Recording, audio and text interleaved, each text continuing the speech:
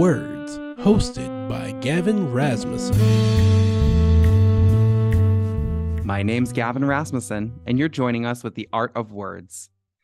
Today, again, we're going to continue our readings of Behind the Mask, 40 Quarantine Poems from Humboldt County, edited by David Holper and Anne Frick.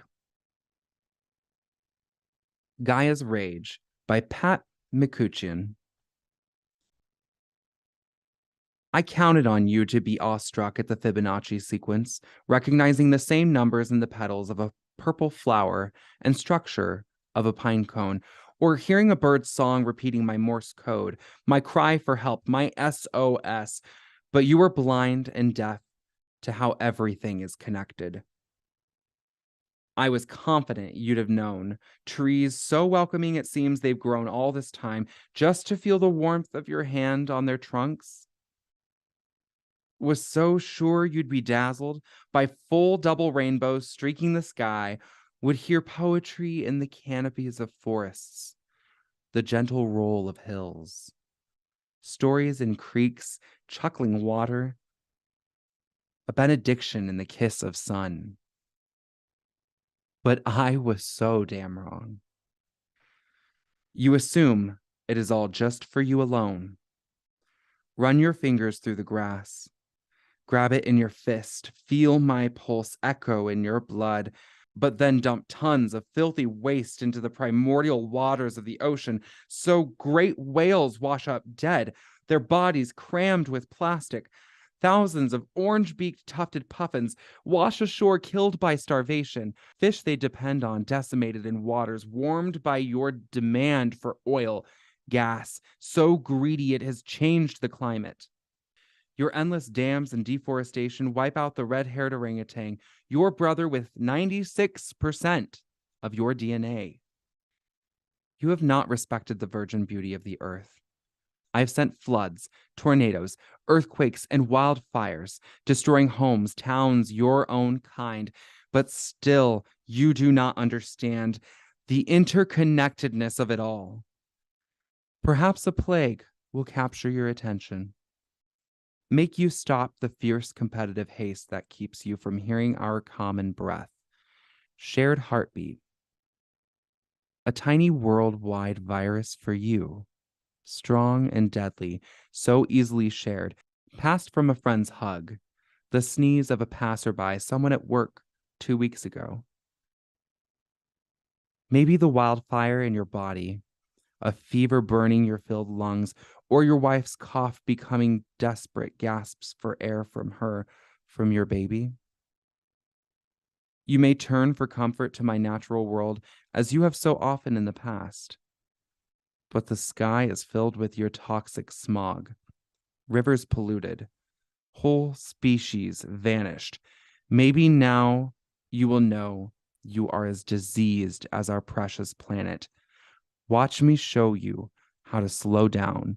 Stop. Listen now. This wasn't supposed to be a love poem. By Catherine Nunez Siciliana. We share half a bottle of rum.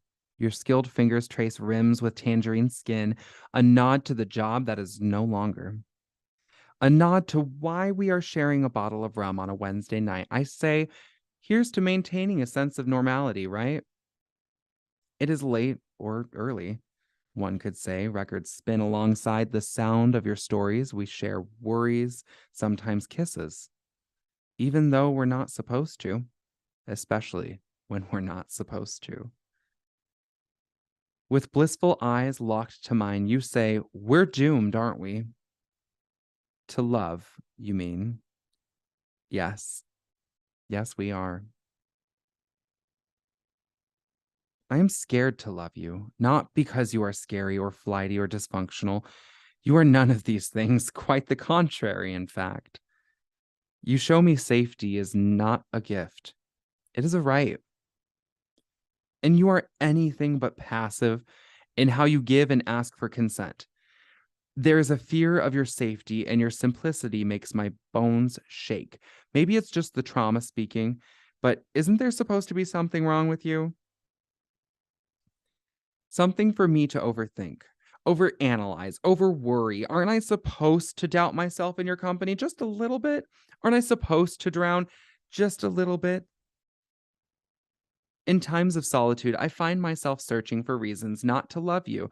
But when we lie back to back, the sweet nothings I whisper to myself as you sleep say otherwise. They say, give in. Let it be what it is. Let it be simple. We make a home of your bed. The rum has made us giddy, and your laugh sings alongside the records. You say, I love you, and I, without missing a beat, I love you completely. It was not inaccurate. I just needed the liquid courage. It was true. I know because I remembered it all the next morning and smiled as you slept. You told me you love me, and I did not drown. You are safe and simple, and yes, we are.